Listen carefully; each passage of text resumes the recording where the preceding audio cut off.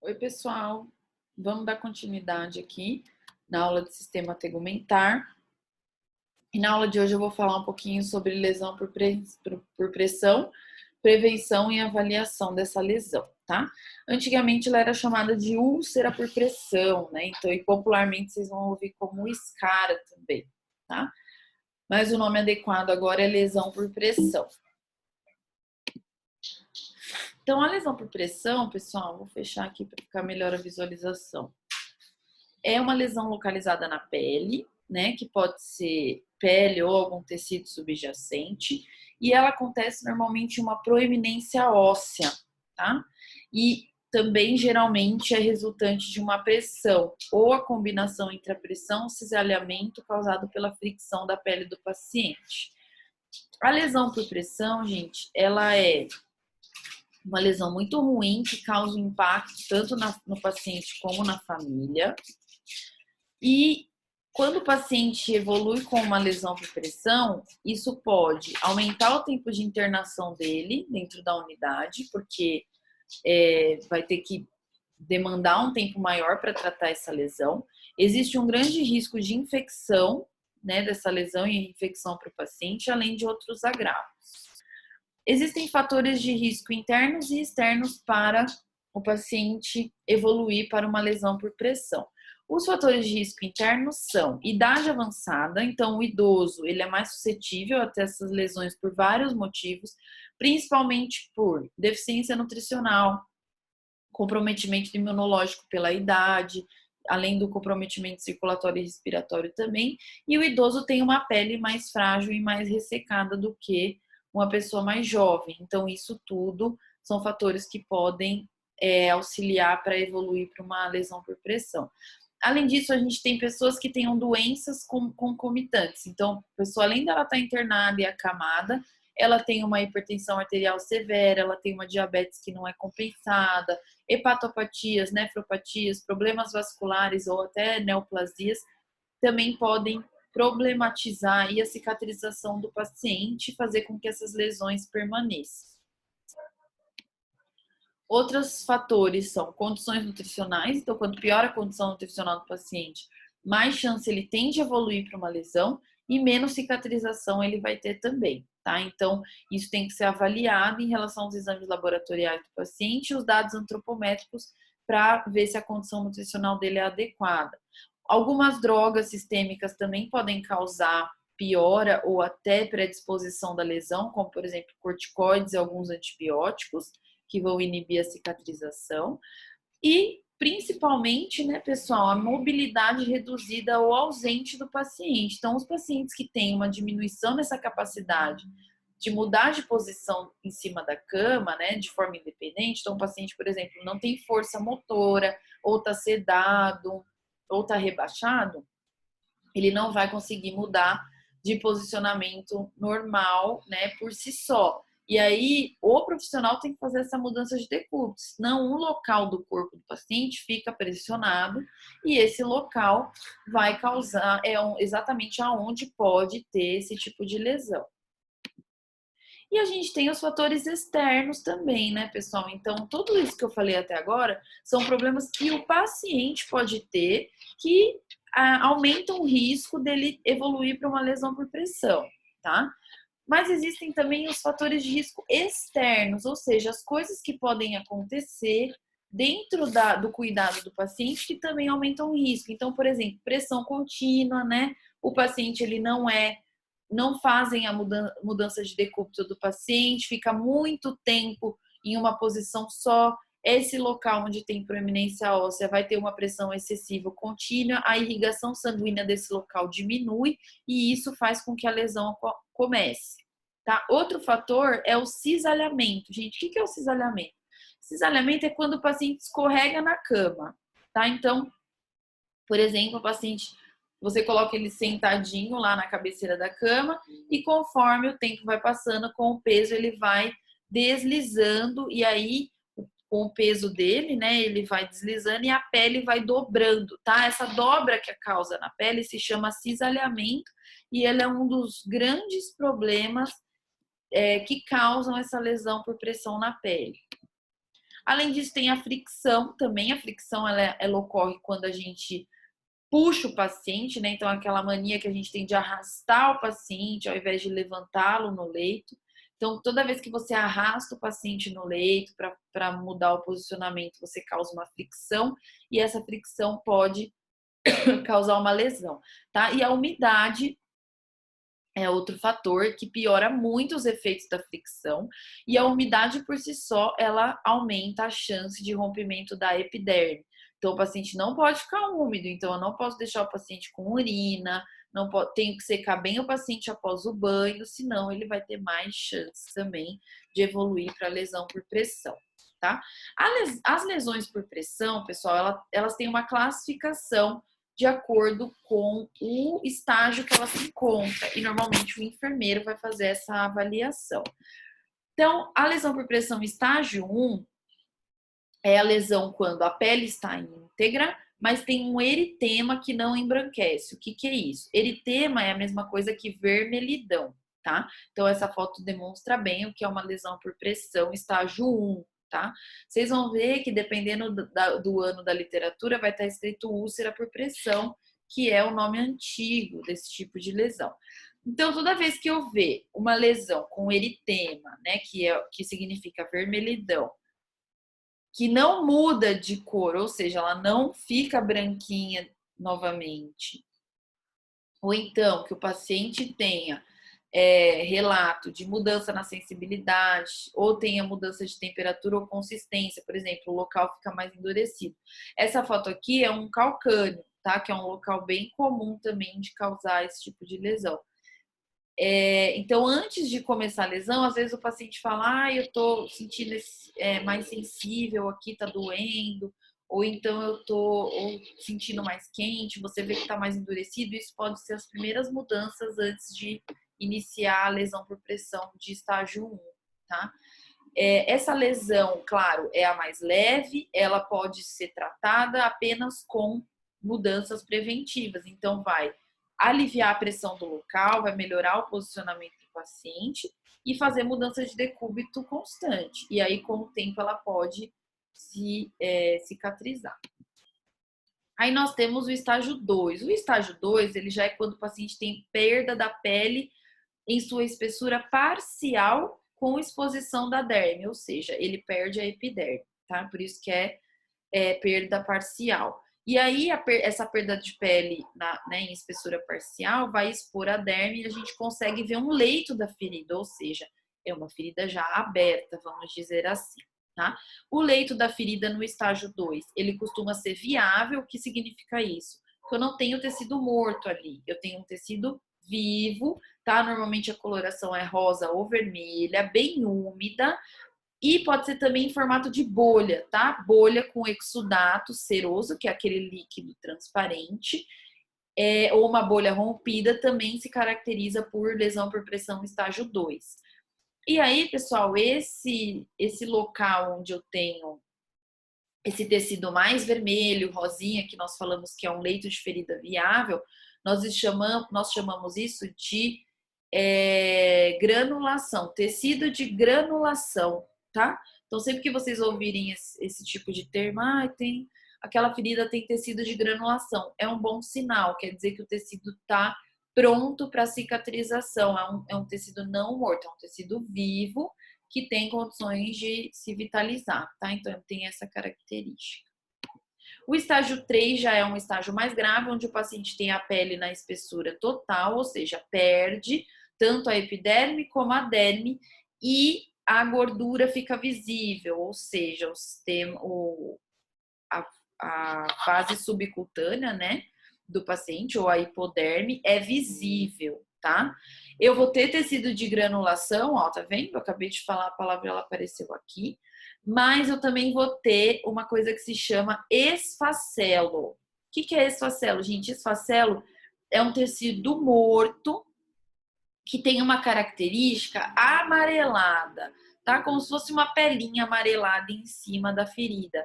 Essa pelinha, que se chama esfacelo, ela tem que ser retirada, porque ela é um tecido morto que pode infectar e ela não é mais viável para cicatrização. Então, ela é um estágio mais grave, onde eu tenho exposição da gordura, certo?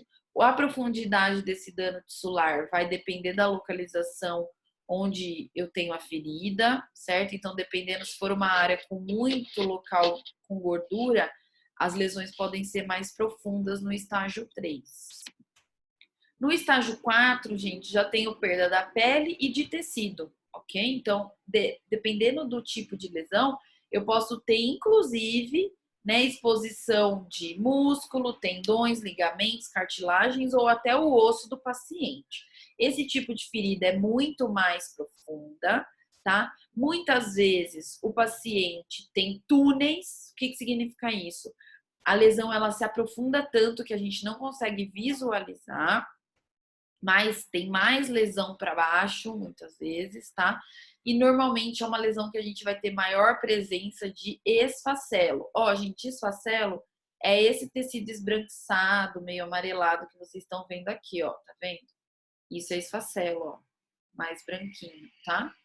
E tudo que tá avermelhado a gente chama de granulação. E claro, aqui a gente também tem presença de necrose, tá vendo, ó? Um tecido mais escurecido é necrose, tá? Então, esse é o estágio 4. Então, esses são os estágios da lesão por pressão. Além disso, gente, a gente tem outros 2 estágios. Um dele é a lesão por pressão não classificável. Como que é isso daí, né? Quando o profissional não consegue classificar o estágio da lesão, quando eu tenho perda de pele na espessura total e eu não sei quanto de tecido eu perdi, tá? Por quê? Porque às vezes o tanto de esfacelo que tem, ou então de tanto de tecido necrótico que tem, eu não consigo visualizar até onde o dano vai, até onde a ferida vai. Então, a gente fala que é uma lesão por pressão não classificável. Então, as lesões que têm extensões de necrose são as lesões que a gente não consegue classificar muito bem. E aí, claro, se eu remover, tá vendo aqui nessa figura, se eu remover toda a parte necrótica e de esfacelo, aí eu vou conseguir dizer se é uma lesão estágio 3 ou 4, mas aí eu precisaria tirar. Por isso que no primeiro momento a gente fala que é uma lesão por pressão não classificada, tá? E nós temos também a lesão por pressão tissular profunda, gente, que é quando eu não tenho muitas vezes a ruptura da pele, ou seja, a pele tá íntegra, tá? Ou não, também pode estar lesionada. Mas qual que é a característica dessa lesão por pressão tissular profunda? É uma área totalmente vermelho escuro, marrom ou púrpura, exatamente como está nessa imagem, que não embranquece, tá? E aí pode ter bolhas também, ou até mesmo exudato sanguinolento, tá? Então é uma lesão diferente, ela é bem mais profunda do que as outras que abrem. E aí dor e mudança na temperatura são bem frequentes nesse local que aparece essa mancha. Quais são os pontos críticos, pessoal? Região occipital, cartilagem da orelha, escápulas, cotovelos, calcâneos, né? Região das escápulas sentado também temos a sacral, glúteo, poplítea e calcâneo, tá? Então vocês veem, dependendo da posição eu tenho outras regiões, né? Paciente lateralizado, eu posso ter lesões, todas as proeminências, ó, maléolo, joelho, região ilíaca. E se o paciente está pronado, né, no caso da UTI, eu também tenho lesão na testa, no tórax, na região ilíaca, joelhos e assim por diante. Então, eu tenho que avaliar qual o posicionamento que meu paciente está naquele momento e proteger essas áreas que eu sei que são pontos mais fáceis da lesão aparecer, porque são locais onde eu tenho proeminências ósseas e que pode ficar comprimido. Pontos essenciais, pessoal. Então, a primeira coisa que o enfermeiro tem que fazer é identificar o risco, tá, pessoal? Então, é muito importante que você saiba identificar qual o risco de lesão por pressão o seu paciente tem, para que você consiga implementar estratégias de prevenção. Quais são essas estratégias de prevenção? Então, primeiro, chegou na sua unidade, né, admissão, eu vou avaliar se tem lesão por pressão. Se tiver, qual estágio que tá, como que tá, certo? Depois eu vou avaliar todos os dias, então eu tenho que avaliar todos os dias qual o risco que ele tem de desenvolver a lesão por pressão, inspecionar a pele do paciente diariamente e nunca deixar com que o paciente fique úmido, tá? Então, manejo da umidade para que o paciente esteja sempre seco, evitando assim um fator de risco para lesão por pressão.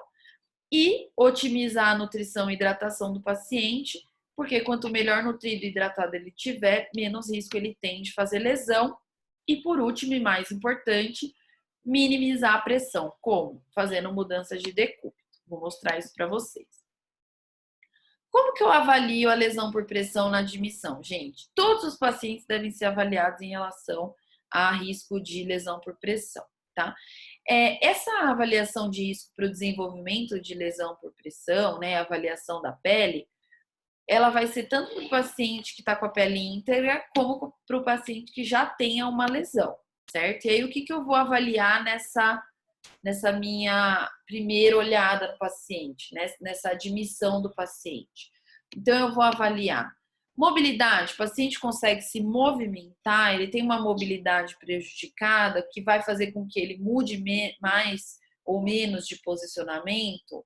Primeira coisa. Segunda, o paciente tem incontinência, isso é super importante, porque se ele tem incontinência, as chances dele ficar úmido por mais tempo durante o dia são maiores. Terceiro, déficit sensitivo. Se ele tem alguma falta de sensibilidade, porque se ele não tem sensibilidade, ele pode não sentir dor e a lesão vai se instalar. E qual o estado nutricional do meu paciente, tá? Tudo isso, existe uma escala validada para se avaliar o risco do paciente, e aí, como enfermeira, eu vou adotar medidas preventivas para que ele não tenha a lesão por pressão. A escala validada é a escala que se chama escala de Braden. Todos os enfermeiros devem conhecer essa escala e aplicar em todos os pacientes todo santo dia, avaliando o risco que ele tem de desenvolver uma lesão por pressão. Sabendo do risco, você vai saber o que você deve fazer para que ele não evolua com uma lesão, tá?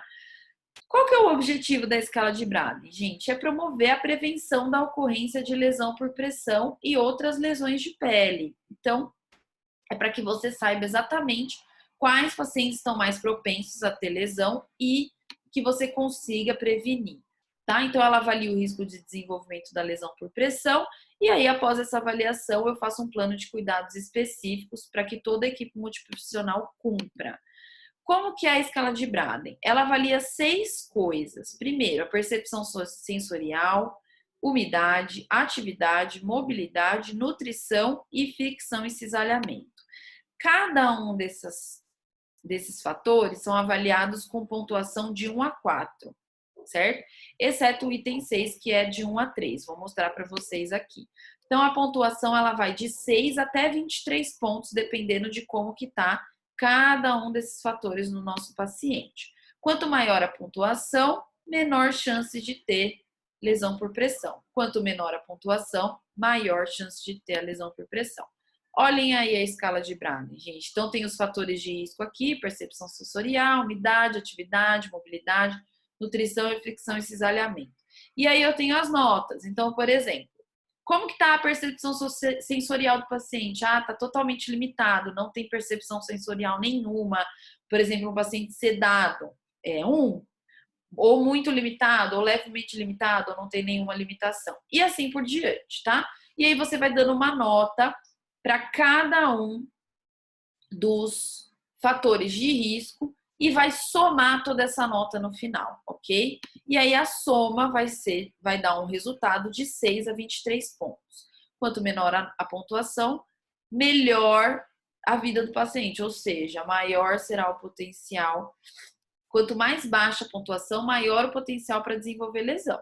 Então, a gente quer que a pontuação dele seja alta. Por quê?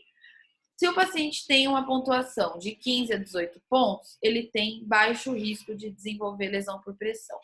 Se ele tem uma pontuação de 13 a 14 pontos, risco moderado, 10 a 12 alto risco e menor que 9 pontos é altíssimo risco de desenvolver lesão por pressão. E aí eu vou cuidar de cada paciente dependendo do risco que ele apresenta. Quais são, então, essas medidas de ações e prevenções para a lesão por pressão que eu vou colocar? Depois que eu já avaliei meu paciente, eu vou cuidar dele pensando em como prevenir essas lesões. Primeiro, gente, cuidando da pele, né?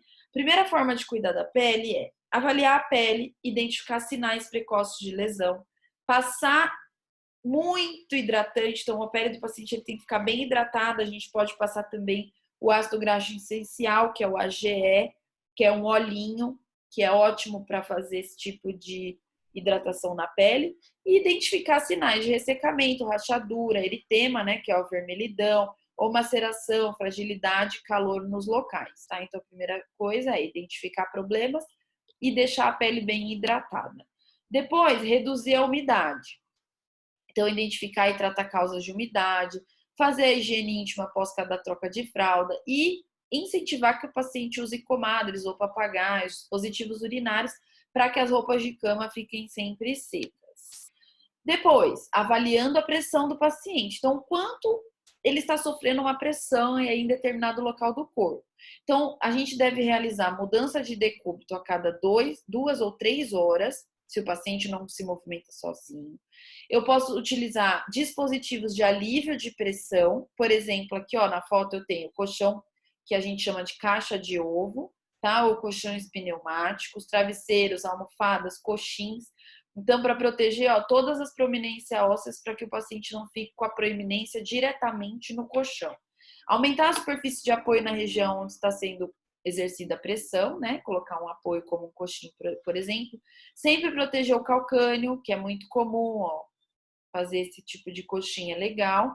E manter os membros inferiores sempre aquecidos para que a perfusão, a circulação do membro fique ideal e que não tenha nenhuma baixa perfusão local, que vai aumentar o risco de lesão. Olha, gente, que legal. Aqui eu trouxe para vocês 2 tipos de relógio que a gente pode usar na nossa unidade. A gente pode colar na parede para que os profissionais se lembrem de quando mudar o decúbito. Então, se o paciente não consegue se movimentar, nós temos que movimentar ele, tá? Então, esse aqui, ó, fala o horário e o que tem que fazer. Tem que colocar em decúbito lateral, decúbito dorsal. Então, a gente tem que ir mudando o decúbito do paciente de 2 em 2 horas para evitar lesão por pressão. Além disso, eu também preciso reduzir a fricção e o cisalhamento. Então, quando eu vou movimentar o paciente, o ideal é que eu tenha um apoio de uma outra pessoa, que eu auxilie com coxins, para que não aconteça isso aqui, gente, ó, tá vendo? Ó, isso é cisalhamento. Então, o paciente ele vai, né, no caso, se eu puxar ele para cima, faz essa dobrinha. Ou se ele ficar escorregando, vai fazer essa dobrinha na pele. E isso aumenta a chance de lesão, porque nesse local fica com baixa perfusão. Estimular a movimentação, então se o paciente conseguir, né, se movimentar, estimular para que ele levante, sente, claro, tudo com supervisão, né? Que ele se movimente. Solicitar uma avaliação da fisioterapia para fazer algum tipo de exercício para ele, movimentação passiva. Estimular que ele fique sentado ou levante, gente, sempre pensando no risco de queda, porque é importante que ele saia do leito um pouco para tirar essa pressão sobre essas áreas corporais, tá? Estimular que ele caminhe, sempre minimizando os riscos de queda também, tá? O que eu devo registrar, pessoal, de tudo isso, né, que eu tô falando? Então, se eu tiver uma lesão lá, eu vou registrar fase do processo de cicatrização que se encontra, qual estágio que a lesão está, qual é a profundidade em centímetros, se tem túnel, se tem fístula, se tem descolamento da pele, se tem presença de exudato, né, gente? Exudato é secreção que sai de ferida, então tudo que sai de ferida não se chama secreção, se chama exudato, ok? Secreção é só do que a glândula produz. Qual o aspecto da ferida? Coloração, quantidade desse exudato, consistência, dor no local, né? Qual é a extensão da ferida? Vou registrar o que tem lá na ferida, qual tipo de tecido. É esfacelo, é granulação, é epitelização, é necrose, né? Que eu mostrei para vocês. Como que tá a borda da ferida também é importante registrar isso no prontuário do paciente. Tem hiperemia, que é vermelhidão em volta da ferida, tem edema, calor, qual é a coloração que tá ressecado, o paciente paciente relata dor nessa ferida. Tipo de desbridamento, né? Desbridamento é quando a gente retira tecidos desvitalizados de uma ferida, se foi feito ou não. Se o paciente tem alguma queixa em relação à dor, desconforto ou prurido quando você faz o curativo. Qual curativo vocês realizaram naquela ferida? É um curativo oclusivo, ou seja, eu ocluí toda a ferida? Ele é aberto, ele é compressivo? Que horário que eu fiz esse curativo? Qual cobertura eu utilizei? Eu coloquei gás, eu coloquei placa? Qual tipo de medicamento eu coloquei, tá? Então, tudo isso, gente, é muito importante que seja registrado. Registrar o número de trocas de curativo que fez, medidas de ações e prevenções que você adotou para que o paciente não evolua com a ferida, registrar escala de Braden todos os dias na evolução de enfermagem, fazer uma prescrição de enfermagem voltada com essas medidas de prevenção para que ele não tenha mais lesão, para que ele se recupere da lesão, e muito mais importante, sempre fazer orientação do paciente ou então da família ou do cuidador em relação a todas essas medidas preventivas, tá? E quais os cuidados que essas pessoas têm que tomar em relação à pele fragilizada ou às lesões presentes, ok? Então é isso, gente. Espero que vocês tenham gostado. Até a próxima.